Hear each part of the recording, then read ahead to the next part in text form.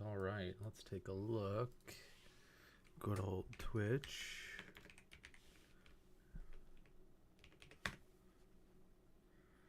Bum, bum, bum. Ba-da-do-do-do. Do-do-do-do-do-do-do. Do-do.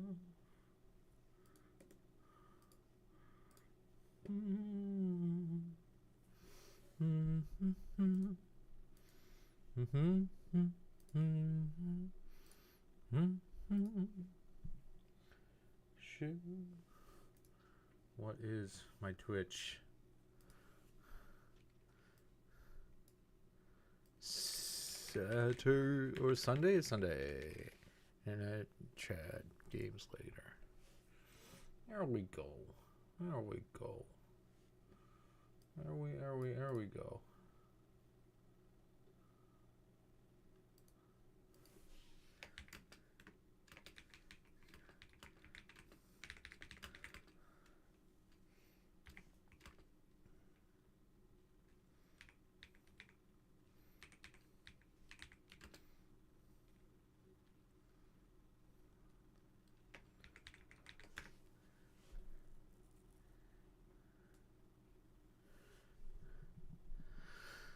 Okay.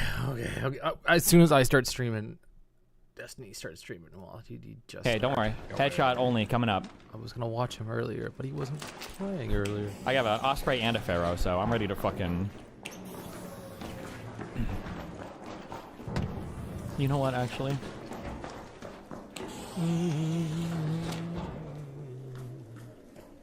They call me Scope Man because I walk. Oh, that's the Osprey. All over this place, scoped in. Okay.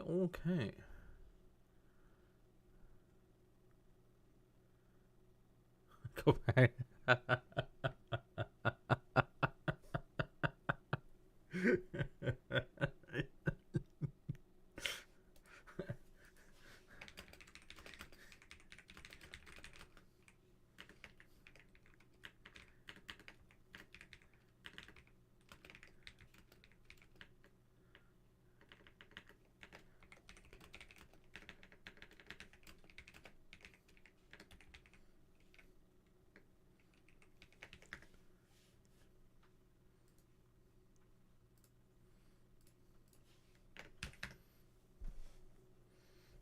Okay, what do we got?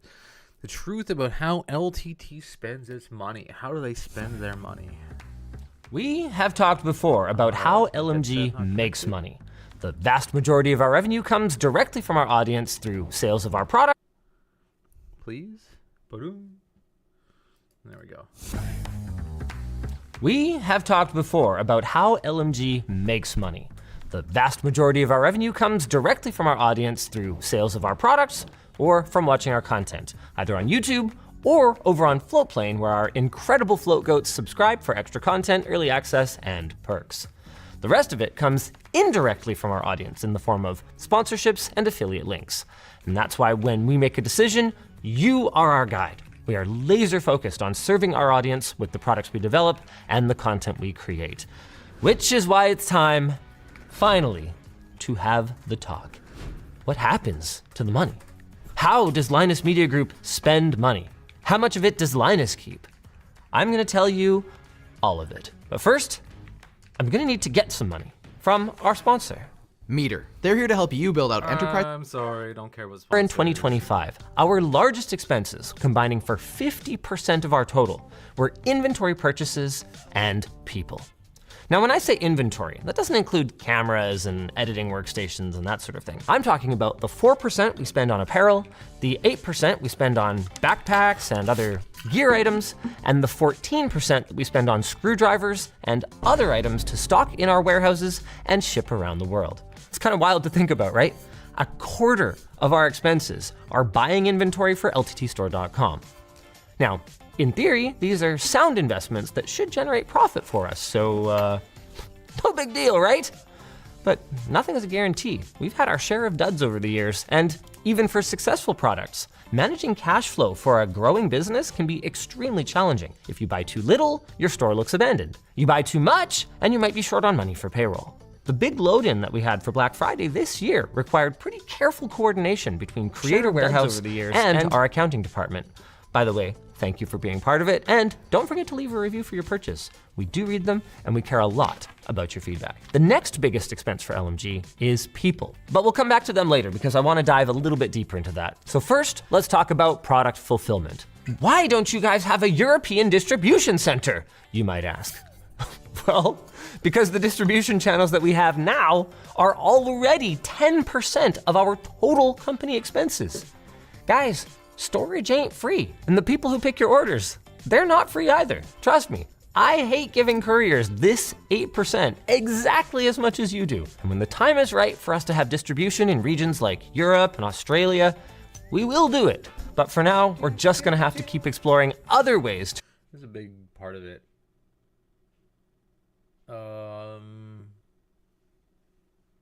I'm just getting messages. Yeah, tons of room for tons of.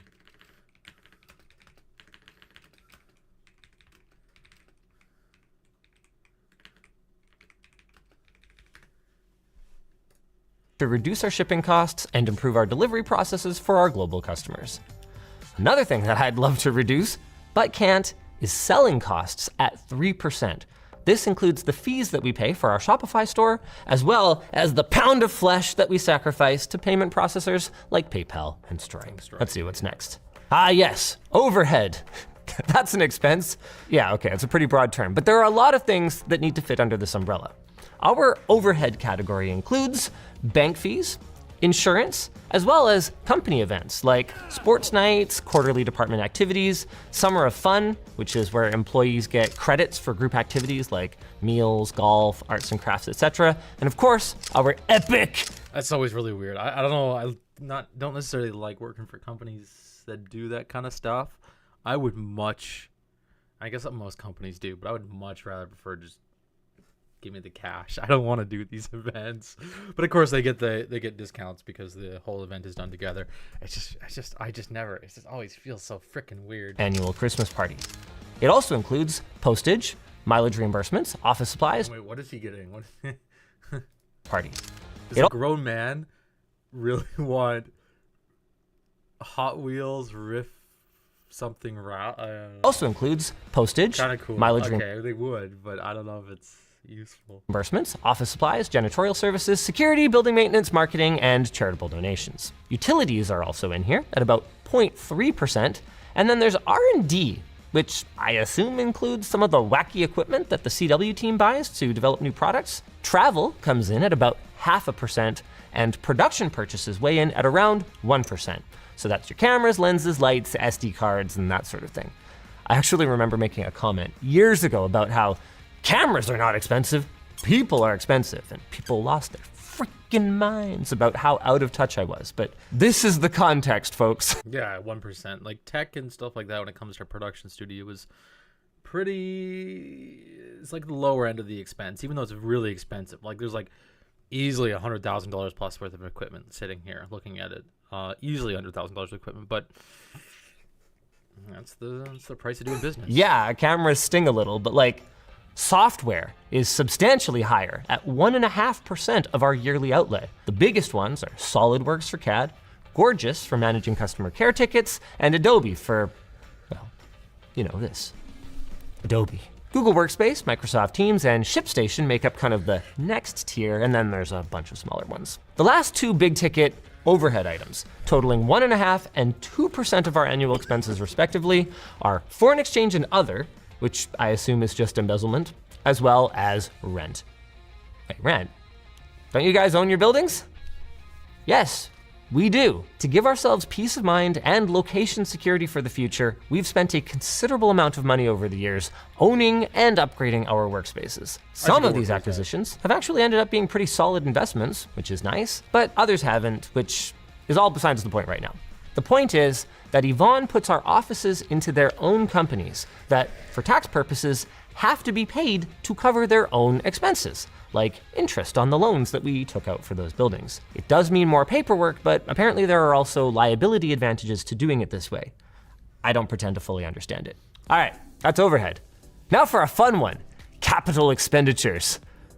Okay, it doesn't sound fun, but these are best described as large outlays of money that don't comfortably fit into any other category, including the lab's acoustic chamber, Oh my god, that's so beautiful. a fire truck, some upgrades to our sets and workshop, a 3-stage Cascade CPU cooler, Oh, Jesus Christ. That is... a 2020 Toyota Corolla for the Comet AI self-driving video, and the YesTech LED video wall that I bought on Craigslist. What's interesting though is that while these high-profile purchases get talked about a lot and have big dollar values in the thumbnails, they actually make up less than 1% of our total expenses.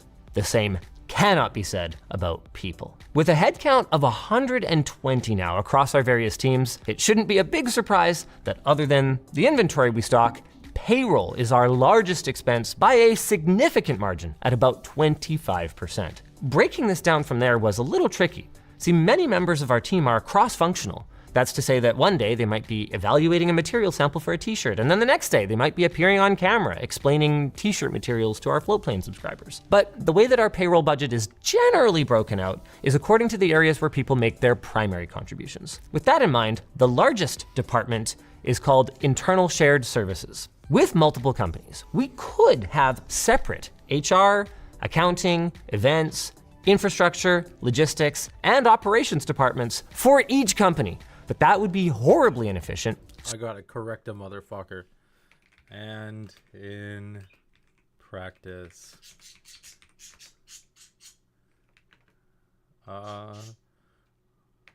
Well, the sentence is in theory. Room for growth is just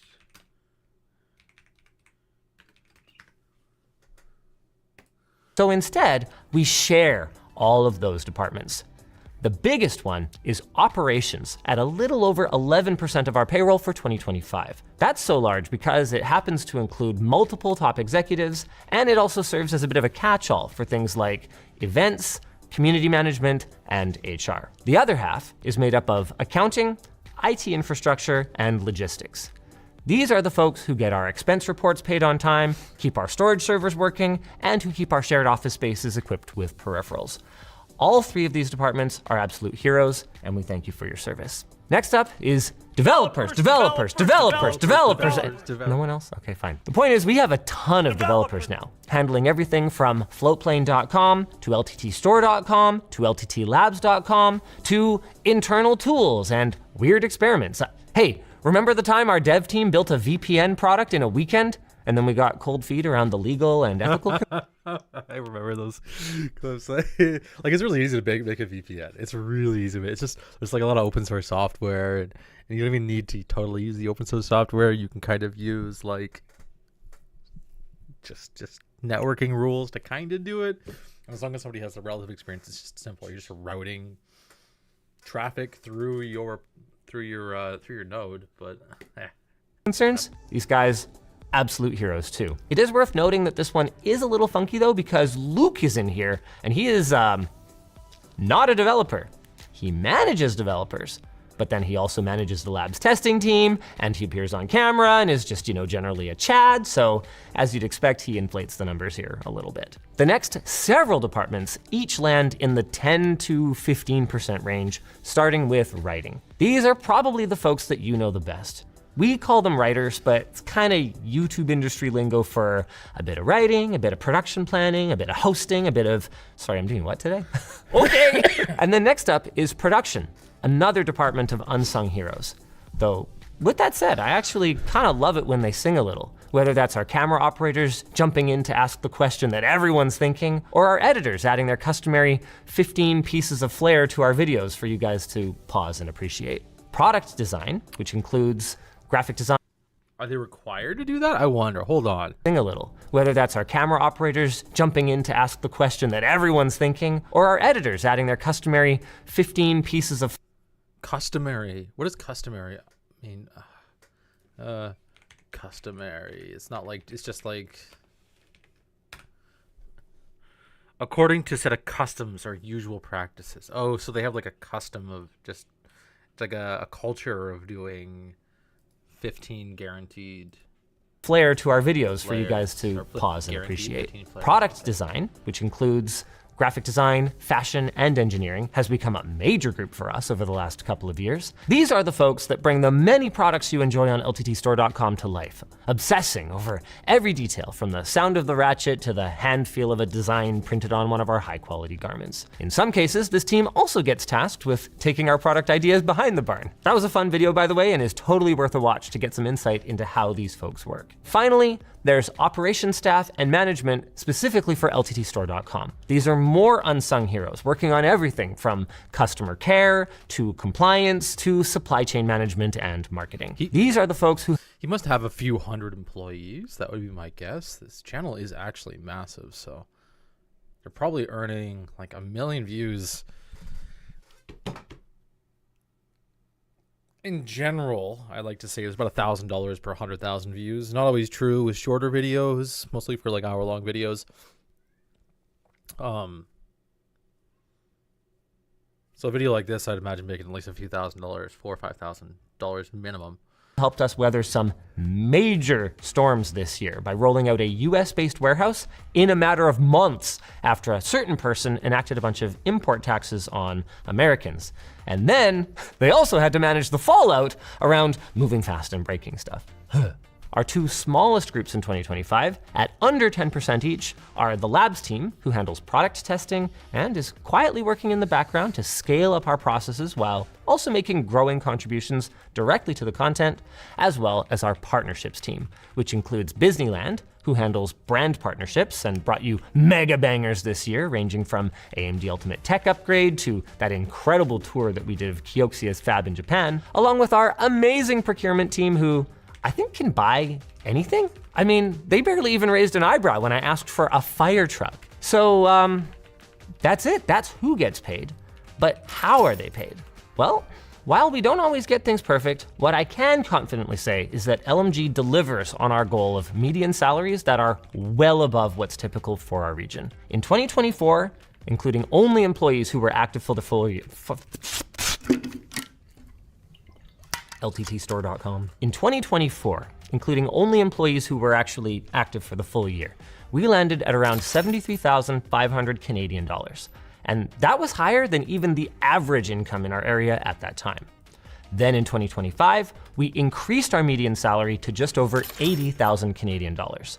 This 9% change was made in spite of actually flat revenues across those years to hire and retain key talent, as well as to better support our valued team members through the current cost of living crisis. It was also partly driven by the internal minimum wage guidelines that we have for entry-level positions. It is separate from the legal limit and instead is tethered to the published Greater Vancouver living wage, which is designed as the hourly rate that a I should go work for these guys. I should actually go work for them. I haven't thought about this too full-time much. worker must earn in order to cover essential expenses, avoid chronic financial stress, and to participate in their community. Furthermore, it is worth noting that unlike many gig-based productions, we hire the vast majority of our local team members as full-time employees, which here in BC affords them protections and benefits that are not the norm for contractors, and for that matter, not the norm for anyone in many other parts of the world. We also offer a benefits package that includes retirement savings matching, continued education, health and dental, and budgets for extras like counseling and physiotherapy.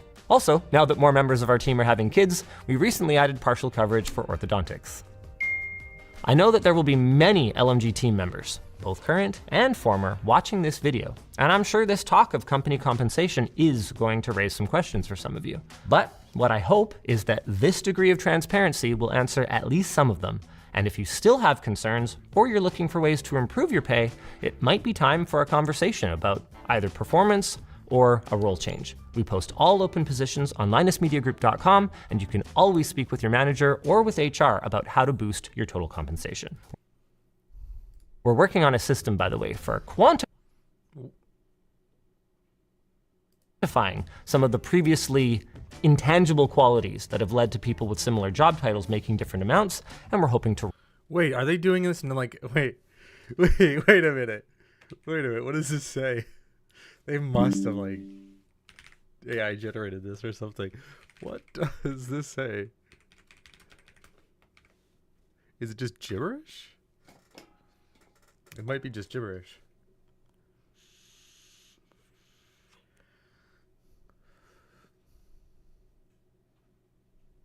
Oh, so it's wait.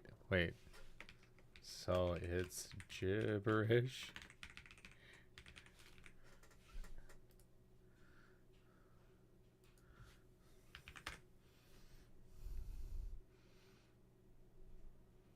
Oh, lorem ipsum.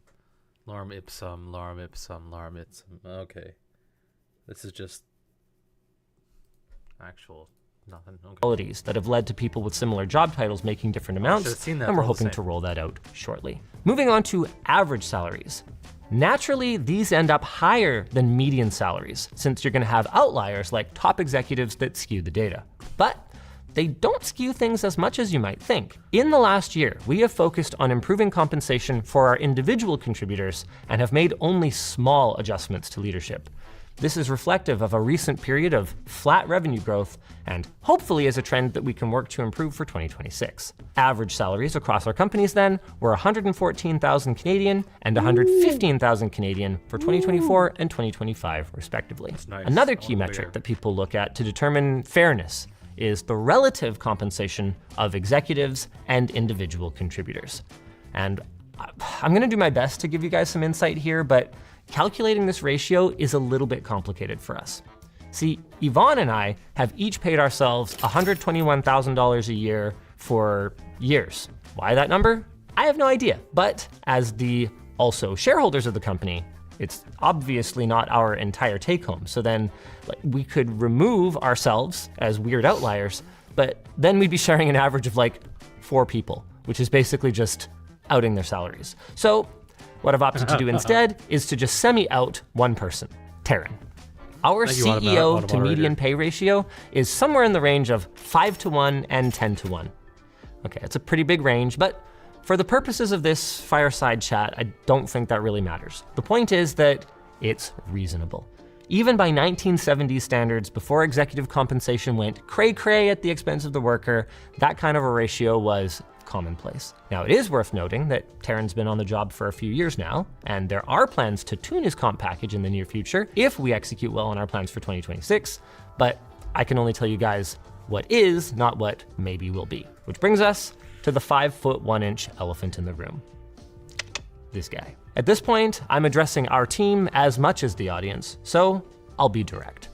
In 2025, our tax installments were just shy of 8% of our total expenses, and the last 15 or so percent is our net profit. Is it a lot of money? Yes. But from an objective standpoint, it's not outside of the reasonable range if you consider the whole picture. And if anything, my intention is to find new revenue opportunities or efficiencies that will push that into the 20% range. Why? Well, because that bucket isn't just fun money for Linus and his family.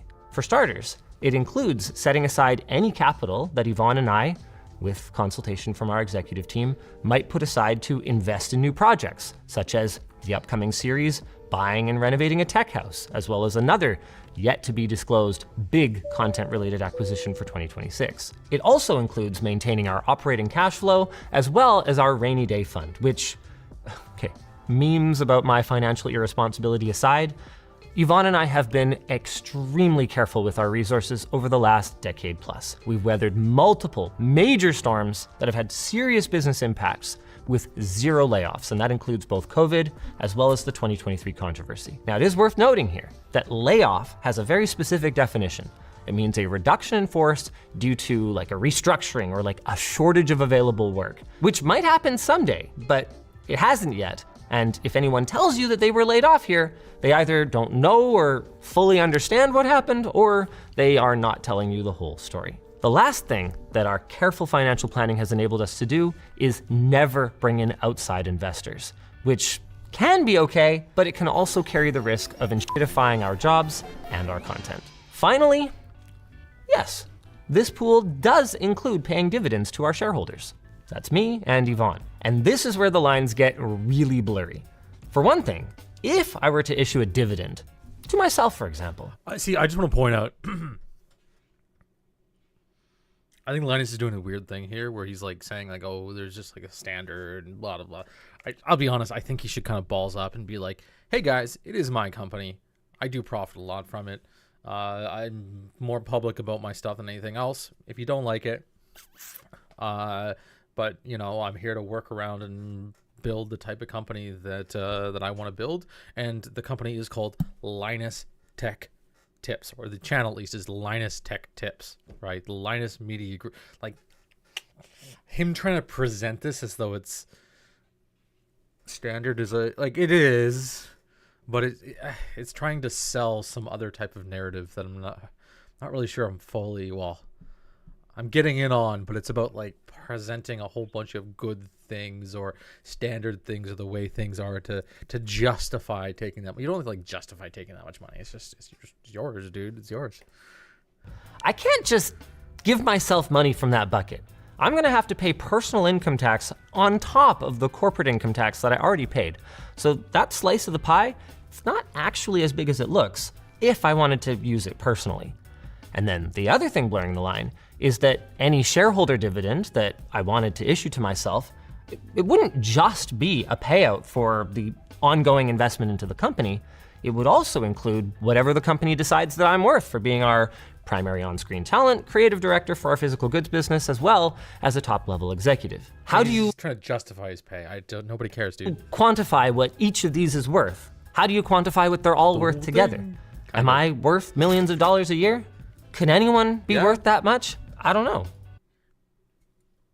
Yeah. I could compare against other recognizable hosts where, yeah, okay, it doesn't look that ridiculous. But then, realistically, I'm not as good as them. But then on the other hand, Yvonne and I provided our own seed capital for this company without even so much as a bank loan. They didn't have to go through that. So it's a tough question to answer. On the one hand, It's also not really, as far as I'm aware, those hosts, it's not their company, right? The show is theirs, kind of, but it's not like, this is a weird parallel. it sounds like a lot, because it is. But on the other hand, this is it. This is the pot at the end of the rainbow in a capitalist system that we didn't choose, but do have to operate in. Yvonne and I took a big risk, both providing capital to grow this Don't thing justify it. and working It's our my butts business, off bro. alongside the world-class team that we built. We beat the odds. I willingly attended an unpaid board meeting. And we're also making concrete efforts not to pull the ladder up behind us. If you did the same thing, I'd want you to have the same reward. It's a hard truth to swallow, but a wage will always have a ceiling. The ceiling of how much someone's willing to pay, which is dictated, or at least strongly influenced by a market that is cutthroat by its very nature. By contrast, the ceiling for entrepreneurship, that's however high you can build it. It is worth noting, by the way, though, that while entrepreneurship is a great way to elevate your earnings, I am not saying anything about what it'll do to the quality of your life or your peace of mind. There are pros and cons to every path, and over a decade of being self-employed, I've learned that there is nothing wrong with choosing employment either. Whatever path our team members choose, we want to be part of their road to success though, and we're putting that desire into action. Recently, we've taken steps to relax our policies around content creation side hustles, even in competitive verticals, and we've even taken the unprecedented step of Oh, that's why I'm starting to see a lot more employees run their own channels. directly sponsoring former team members who we feel are doing great work and who have strong brand synergy. I am so proud to be a part of the teams that work here, but I don't know. Recently, I've begun to think that maybe my greatest legacy could end up being the incredible pipeline that we've built for developing talent, and then the future success of ex-LMGers. Whatever it ends up being, I'm excited to build it together as long as it can be done while also respecting the company's need to grow and protect both its own people and its own interests. So it's important to note that with that in mind, we've reserved the right to reevaluate our policies as things evolve. Constant change is just part of the game, you know? And you know what else is part of the game? The segue to our sponsor. Meter. When it comes to running a Interesting. Okay. Take a peek at the comments. Thanks to the quarterly shareholder alliance and get paid in Funko, the future LTT part Only Canadian would make a video practically apologizing for founding a company and getting rich. Yeah, that's basically it. And honestly, he's underpaying himself. Yeah, he kind of is, but it means that it comes out of other people's salaries, of course, if he pays himself more. Which is pretty peak, I guess. It's kind of what you want or how you want to run a company. Theo's doing a little live stream starting soon. So what's going on with the Indigenous? Let's take a look. Hello, friends. My name is JJ, and today I thought I would do my best to tell you guys a bit about one of the most contentious topics in modern Canada, which is the matter of the Indigenous Canadians. When you read the Canadian newspapers these days, you will often come across stories involving the Native peoples of Canada protesting or suing the Canadian government over some big construction project like a natural gas pipeline or an oil fracking site. The idea that Canada's leaders in response have grown eager to accommodate an Indigenous right of veto over policies that they don't like is another thing that tends to come up a lot and is held up as either an inspiring or distressing example of a certain progressive mindset guiding the Canadian government under the rule of the Liberal Party. So what is actually going on? It is a big, complicated topic, but let me attempt to offer you a mostly objective summary. Canada, as I'm sure you know, is part of North America. And North America was once home to many civilizations of people that were then largely destroyed when the European empires arrived and built a new civilization in their place. When we look at the ethnic breakdown of modern Canada, we can see just how dramatic the consequences of this colonial project have been, with people claiming Indigenous American heritage now an extreme minority of the population. The number gets even smaller when you exclude mixed-race people. The question that Canadians are asked to confront today is what it should mean to be the inheritors of this legacy. Now, for most of Canadian history, this legacy would have been seen as a broadly good thing. In a sort of thoughtlessly chauvinistic sort of way, Canada's white majority would just say that Canadian civilization was obviously superior to the Indian civilization that had come before, so this wasn't really anything worth being too troubled by. In more recent decades, however, consensus has grown that building the nation of Canada on the land of the Native Americans was at least somewhat morally wrong, and something that we should feel at least some remorse about. Over the last decade in particular, the term reconciliation has become the preferred way for the Canadian government and many other big Canadian institutions to describe the idea of owning up to the human consequences that creating this new country has inflicted upon its original residents and attempting to undo some of that pain and damage in a meaningful way. Some of that undoing has played out in the cultural realm. Canada has seen quite a renaissance of native art and music and language and dance and ceremony and storytelling since the 1980s, which you will now see incorporated into everything from airports to football games. Aboriginal Canadian aesthetics are now often appreciated as something that offers Canada a unique character and sense of identity, particularly in the context of the age-old project of trying to make Canada seem appreciably different from the United States. I mean, there are plenty of parts of the US that are keen to embrace Native American culture as part of their sense of self as well. But while Canada and the US are both multicultural societies, Canadian officialdom has always been much more explicit about asserting a hierarchy of which cultures matter most, and in 21st century Canada, it has become common to hear Indigenous culture specifically identified as one of the three core cultures of Canada alongside the... Kind of. Maybe there's like a visual and artistic culture. I don't know about... There's a little bit, I guess, of like the native protect the wilderness culture. There's like still some... There's something in there, but it's hard to...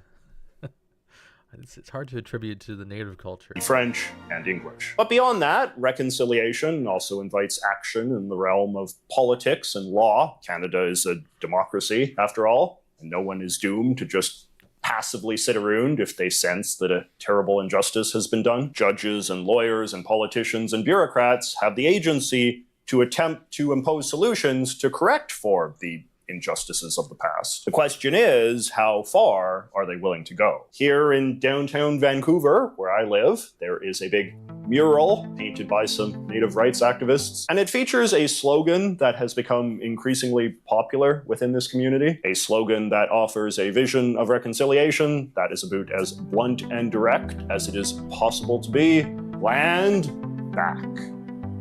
So the question of what a compassionate policy for the Indians would look like is actually one with a pretty long history. The problem, though, was that in the old days, elite conceptions of what was best for racial minorities were often tied up in a lot of condescending white supremacist thinking, or at the very least, Western Christian civilizational supremacist thinking. Well into the 20th century, a lot of progressive white Canadians continued to believe that the most compassionate thing that could be done for the Indians was to educate their children in Christian boarding schools. Oh my god.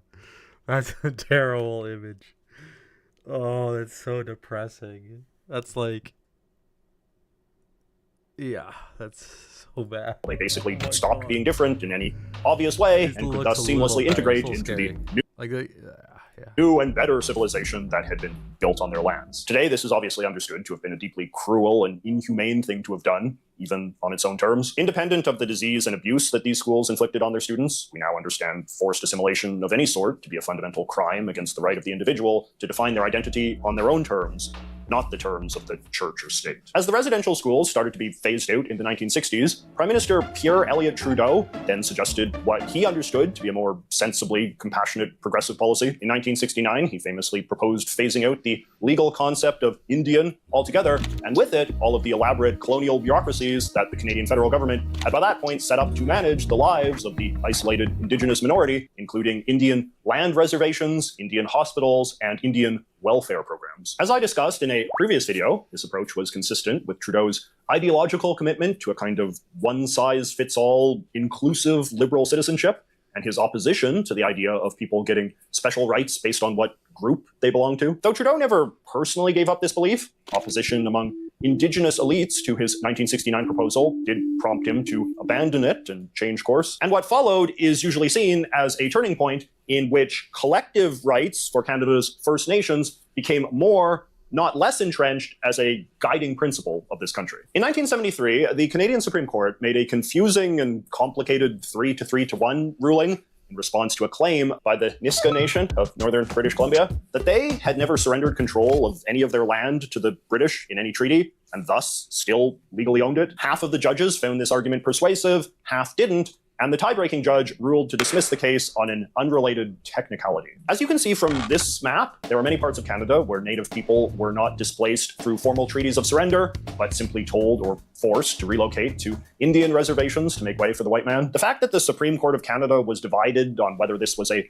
legal means of obtaining land caused a lot of worry in the Trudeau administration, and they chose to preempt this by broadening the focus of the Canadian Department of Indian Affairs from administering the Indian bureaucracies to settling what became known as claims. This was an idea based on what had been done in the US for many years, which was to offer Indians some process through which they could file specific grievances with the government. If they had a treaty, they could demand the terms of that treaty be honored or ask for its terms to be updated. If they had no treaty, they could demand the government negotiate an agreement with them to work out a modern system of co-managing the land that would fairly compensate its historic residents. And although the exact procedures have changed a lot since 1973, this general system of the Canadian government slowly negotiating agreements with the various native nations of Canada is something that very much continues to this day. To be sure, it is a notoriously slow process. After the Nisga'a ruling, for instance, it would take nearly 27 years for the federal government to negotiate a comprehensive settlement with the nation. But when these agreements do work out, they can bring some definite closure. The Nunavut territory, for instance, which is a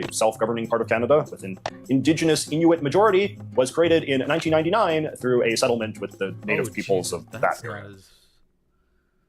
Nunavut is only 1999? I thought it was like... I don't know what I thought it was. I thought it was like the 80s. Maybe, yeah, not even 90s. I thought it was before I was born, but... In 1982, the Canadian Constitution was substantially revised, with a bunch of new clauses added that articulated for the first time the various ways in which Canadians were to be protected from discrimination. At the same time, the Constitution was also changed to grant a limited number of collective rights to some types of Canadians based on the groups that they belong to, including French Canadians, English Canadians, and yes, Indigenous Canadians. Section 35 says, the existing Aboriginal and treaty rights of the Aboriginal peoples of Canada are hereby recognized and affirmed, with the Aboriginal peoples of Canada in turn defined to mean traditional North American Indians, the Inuit people of the far north, and the mixed-race Métis people. A year later, a constitutional amendment was passed that added, for greater certainty, treaty rights include rights that now exist by way of land claim agreements or may be so acquired. So this was important for a number of reasons. Firstly, it said that the rights that Aboriginal peoples had or would gain from treaties or modern land claims were now understood to be constitutionally protected rights. This gave treaties and settled claims. That's a little weird. Having a constitution with like multiple people, multiple groups of people is it doesn't. It's very short-term thinking. It is a very, very short-term thinking because people are obviously dynamic and their groups change really quickly and their associations really change really quickly. So like saying this specific group at this specific time, it's an unprecedented amount of legal protection. But arguably, even more importantly, the Canadian Constitution now also recognized a rather broad and ambiguous collective right for the Native peoples of Canada, known simply as Aboriginal rights. This was controversial at the time because it was seen as being a little lazy. When the language of rights were being added to the Canadian Constitution in the early 1980s, the process was quite contentious and saw a lot of different types of Canadians demanding to get their specific ideas of individual or collective rights put in. And many of the Native leaders of the time felt like they were struggling to get any recognition at all. And in that sense, getting any recognition at all, even just a single line, was seen as an important achievement in the context of a country whose political class still wasn't all that interested in Indigenous issues. But in the long term, it was precisely the vague wording of the Aboriginal Rights Clause that would proceed to have Indigenous foundations. What are Aboriginal rights? Aboriginal rights are collective rights which flow from the Aboriginal people's continued use and occupation of certain areas. They are inherent rights which the Aboriginal people have practiced and enjoyed since before European contact. Because each First Nation has historically functioned as a distinct society, there was no one official overarching Indigenous definition of what these rights, I'll kill myself, are. Although, Jesus Christ, this is fucking nuts. This is so stupid. Although these specific rights may vary between Aboriginal groups, I might need to get another haircut, a little shorter next time. This is like doing this weird thing. Stop. Stay in the center. It looks less bald when I'm in the center. Come on. That's what we're gonna go with. Aboriginal rights, the substance, resources, and activities, the right to self-determination and self-government, the right to practice one's own culture and customs, including the language and religion. Aboriginal rights have not been granted from external sources, but are a result of Aboriginal people's own occupation of their home territories, as well as their ongoing social structures and political and legal systems. As such, Aboriginal rights are separate from the rights afforded to non-Aboriginal Canadian citizens under Canadian common law. I have not read this before. This is kind of crazy. We're gonna do a read through of this. So they have rights, but the rights are based on the past, and it's dependent upon where they came from and what group they're in. So we need to recognize the rule of law and rights of citizens of previous societies that weren't all one society, but were a variety of. It's difficult to specifically list these rights, as Aboriginal peoples and the Canadian government may hold differing views.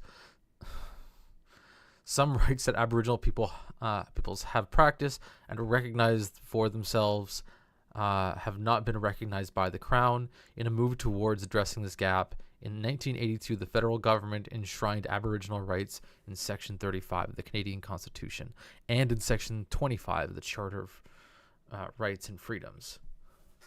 The government further ensured that the Charter of Rights cannot abrogate or derogate from Aboriginal rights. Yet the ensuing First Ministers' conferences could not reach a consensus on what specifically qualifies as an Aboriginal right. And the federal government has since then recognized that. While the Aboriginal rights exist, what these specific rights are will have to be determined over the time through the court system.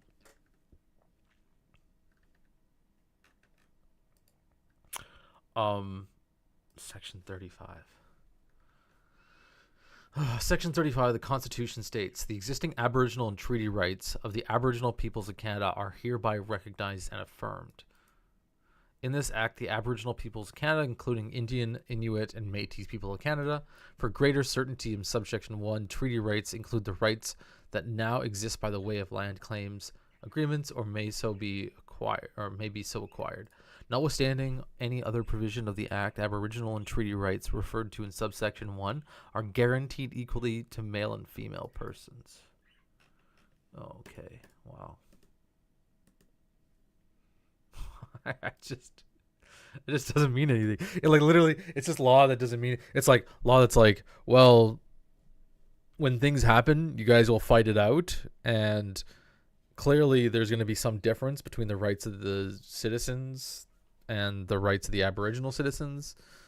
There's going to be two types of citizens, and somehow that's going to have to be considered in the court of law, and you're going to have to recognize rights of previous. It's not as cut and dry as I kind of thought it was. I can see why people are so critical of it. Some of the most significant consequences for how Canadian law would deal with the matter of Canada's First Peoples. Now, if I may offer a hot take, it is my opinion that the Supreme Court of Canada is often not very good at its job, which is supposed to be bringing closure to thorny legal questions. In recent decades, the Canadian Supreme Court has become quite timid about issuing rulings that are too definitive in one direction or another, and instead they often try to achieve a sort of safe middle ground where dramatic declarations are avoided in favor of more moderate compromise rulings that only impose modest incremental change on Canadian law and society. Former Chief Justice Beverly McLaughlin, in particular, was very fond of this idea that the authority of the Supreme Court would be undermined if the court issued too many divided rulings that pit the judges against each other and thus made the law and constitution look too ambiguous. The problem with this approach, however, is that it often results in very complicated and confusing rulings that provide far more questions than answers, which then just invites even more court cases to clarify what the Supreme Court really meant. And this has been a huge part of the modern story of Aboriginal rights in Canada. In addition to negotiating with the federal government in the pursuit of claims, Native groups now often take the government to court to make claims as well, often much broader claims about the government's obligation to obey certain procedures and protocols when doing things involving Indigenous peoples or their lands. And they justify this by pointing to the Constitution's promise to respect Aboriginal rights. See, this is... And in customary fashion, time and time again, the Supreme Court of Canada has produced rulings that concede some general principle about how Aboriginal rights should be understood in Canada, but in a way that remains vague enough to just invite more lawsuits and litigation. For example, here is a book that I bought that purports to be a guide to Indigenous rights in Canada. It's not that great for a bunch of reasons, but what is most revealing about it is that it is almost entirely about Supreme Court cases, and all of these cases are quite difficult to intuitively understand the significance of. So-called landmark rulings on Native rights in Canada tend to center around very technical legal matters, like what it means to have sufficiently consulted with an Indian band, or what it means for the government to have lapsed in honoring its fiduciary duties to a treaty nation. Anyway, the point is that pursuing and even celebrating Indigenous rights in modern Canada has become something incredibly lawyerly and court-centric. The amount of money that the Canadian... Kiri, what's going on, man? Welcome in. How's your day been? And the resub, my brother. I know I haven't been streaming that much. I know I haven't been doing a lot of the content stuff because, of course, all the extra work. But thank you so much, man. I appreciate it. How's your day been? What have you been up to? I should probably be in the voice channel, but then I lose my viewer. You should be in Twitch or YouTube watching all the time, liking, telling your friends to subscribe. No, I'm just chilling. Here, one sec. Let me boot into Discord here. How you doing? Wait, where'd I get the ping? Oh, I got that's my ping. That's my own ping. You can always come in and interrupt my government spends on Indigenous affairs has really ballooned in recent years, with a lot of this money paying for both the lawyers of the various Indian bands and Indigenous governments taking the Canadian government to court. You can't complain, slept most of the day, you feel better. 40, I just realized. Jesus, 41 months. I know, it's kind of crazy. I hit the 45 month on Culprit's stream at tier 2, and I was like trying to do the math, like how much? At tier 2, that's pretty crazy. Yeah, right. Oh, time flies, you know. Yeah. How's the day been? What have you been up to? Hey, can't complain too much. Just like I said, slept most of it away, but 2 days before that, I did a dickload of Magic, so good weekend, that's for sure. Yeah, I saw you on Tabletop Sim doing your thing. Yeah, that was like extra Magic on top of it. I did 2 IRL games, or like sessions, I should say, and then a little bit of tabletop at home. Okay, makes sense.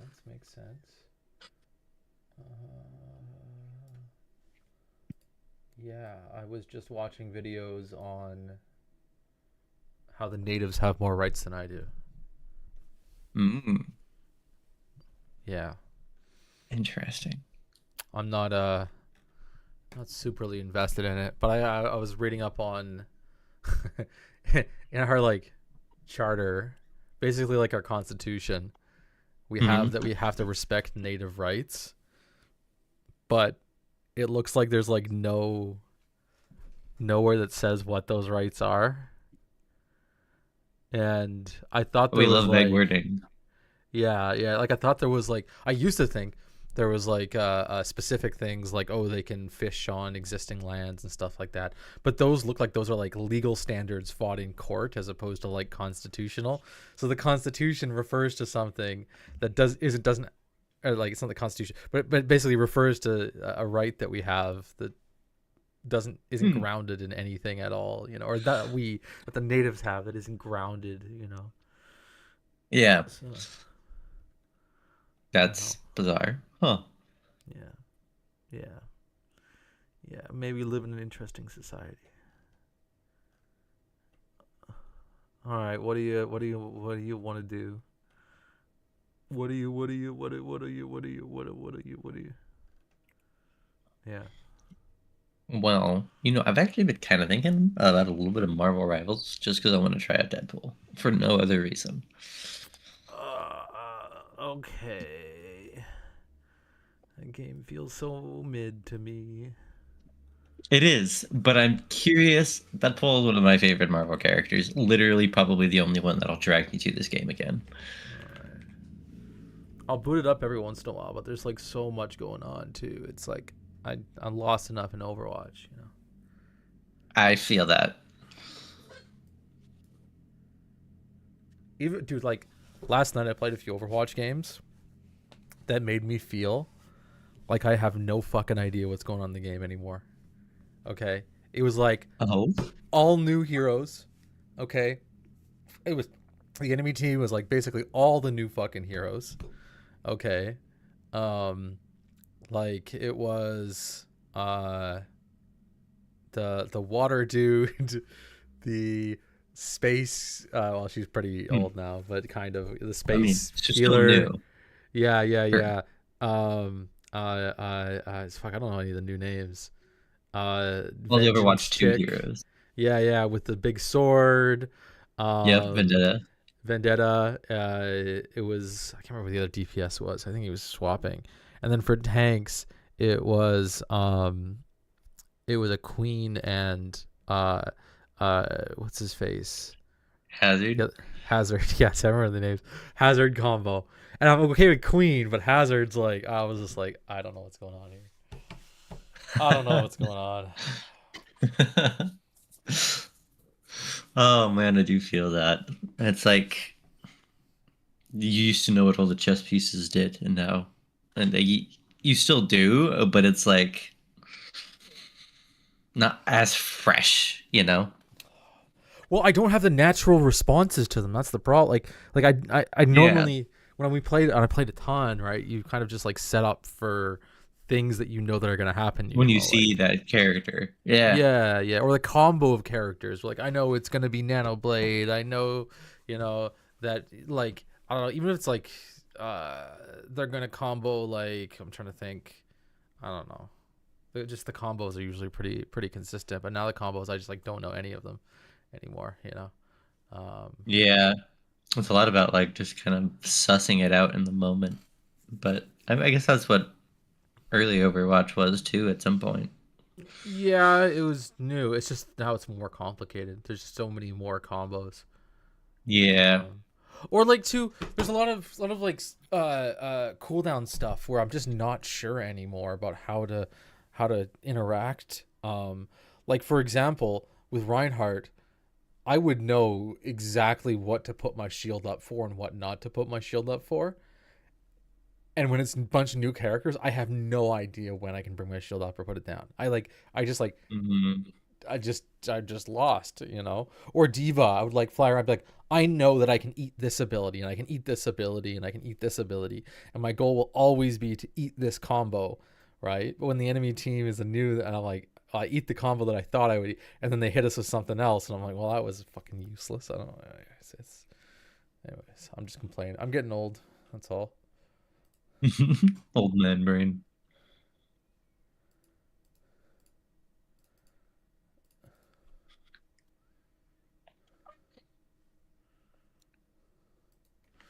We host a server. Did you see the new Hightail game that came out?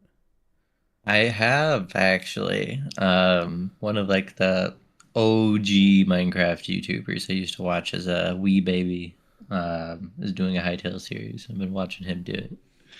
It's been a good time. I just saw the trailers. I haven't actually seen the rest.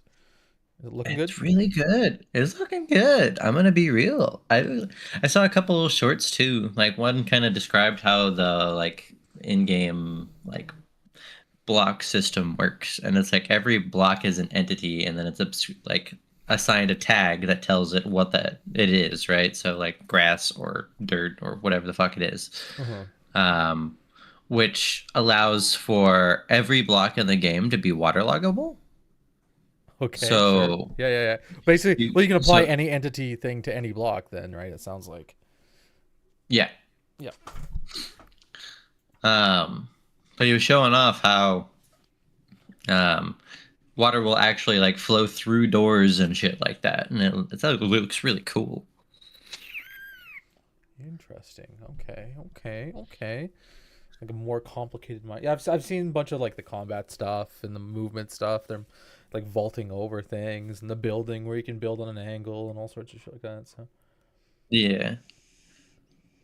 It's interesting, that's for sure. And I'm curious what the base game loop is, and then I'm sure that there'll be a dickload of mods that spur off of that, and then you'll probably even have some of the modding community go the Minecraft mod pack route and make something that's completely different from base game. Can't wait for that. That'll be cool. well, I set up a pterodactyl egg, so it's so easy to download the server now, run it.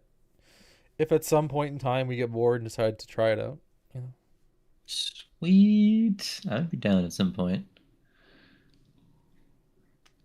I heard it's still mostly unfinished. Like the whole gameplay loop isn't there yet, but Yeah, there's a lot of what's that called? Fucking unfinished floor signs.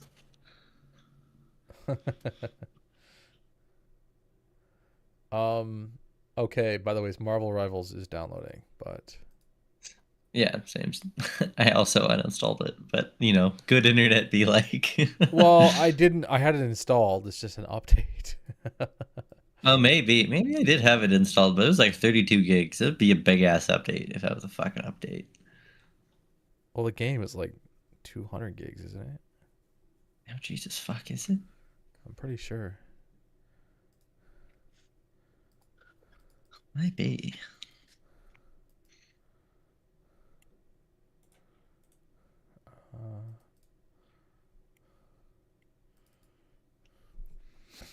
But I have like a 4 terabyte SSD that I just stick everything on.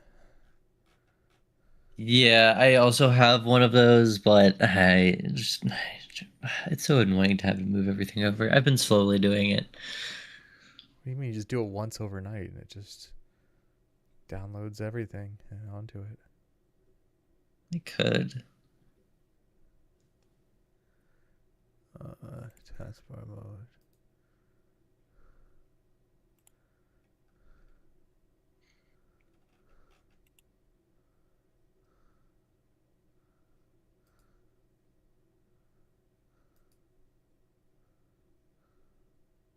Oh, okay. Well, Rivals is on that one, so we're good. 39%. How much is it downloading? One sec. What the fuck is it down? It is downloading. Oh yeah, 30 gigs.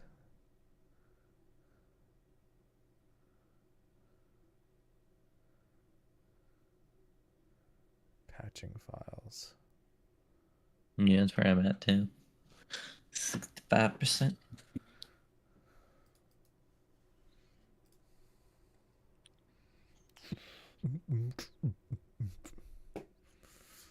Okay. I figured out something last night. I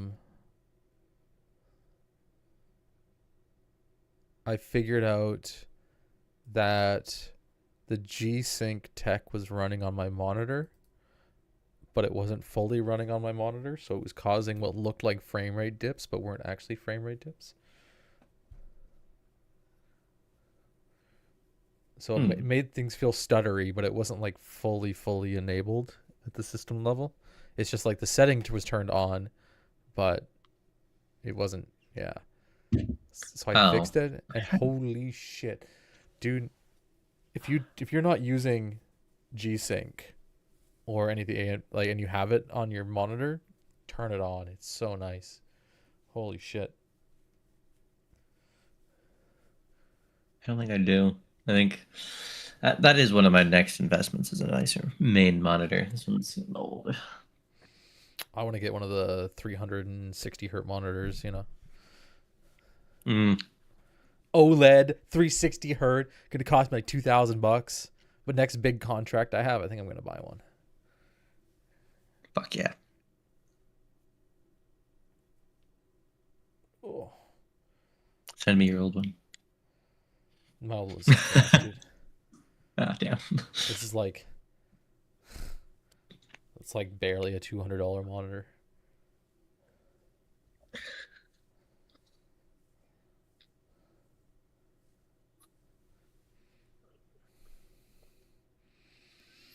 The good one that I do have though is and it's not high refresh rate. There's like an OLED 4K monitor there. But That's what it was. I have it in vertical because it's just for all my extra information. Yeah.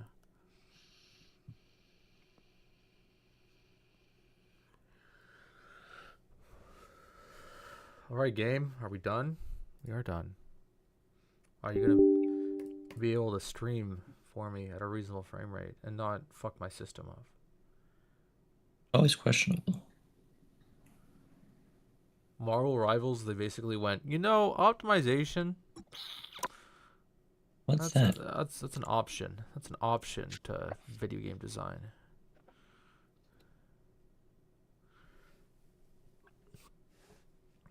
I mean, we say that, but at the same time, fucking Arma and its abhorrent amount of data taken up by mods is also a problem. Yeah, but Arma is like optimized for every pixel being something that has value, you know? Like hitboxes, they don't That's have true. hitboxes there, right? It's true. Uh-oh. Uh-oh. My camera's all fucking screwed. Uh-oh. Encoder overloaded. Let's open up the stream and witness. Oh yeah, yeah, that's. Wait. Oh yeah, she frozen. Is the stream totally frozen? Oh, there we go. Now it's choppy. So I have to disable. Oh, recording is off. Fuck me. Do I have to turn down?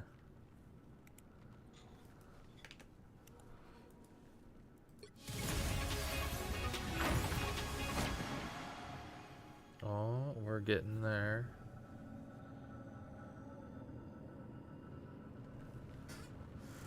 Okay, we're just gonna try this. I think it's going, yeah? Oh, settings.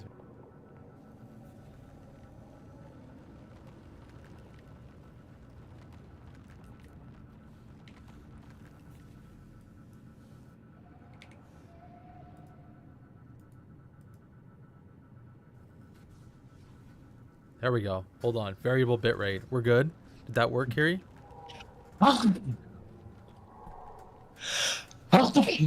excuse me. I think we're good. It's better. It's still a little choppy. It'll take The a lightning second is to catch still. up, I think. That's fine.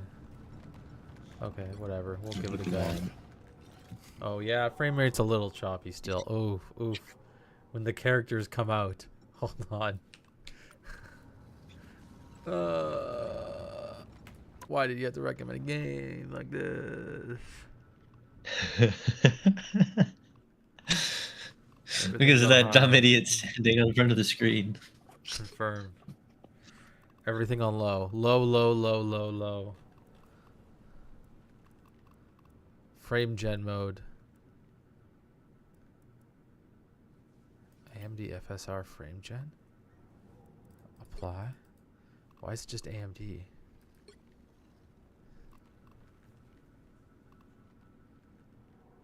Holy crap.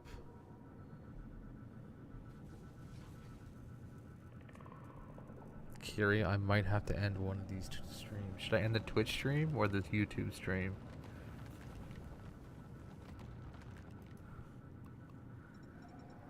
Alright, maybe I'll go into...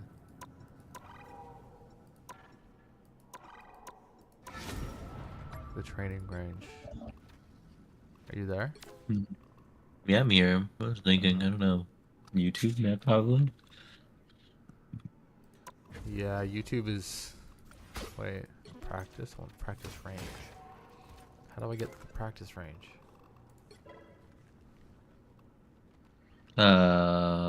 Play and then change mode.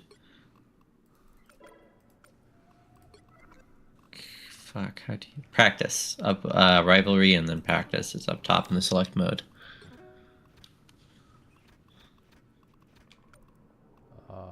This is practice versus AI. Stream's a little behind, I guess. Up in the top at select mode. Okay. This is working. Okay, I'm gonna kill the YouTube stream. It hurts me. I shouldn't. YouTube's probably the better way.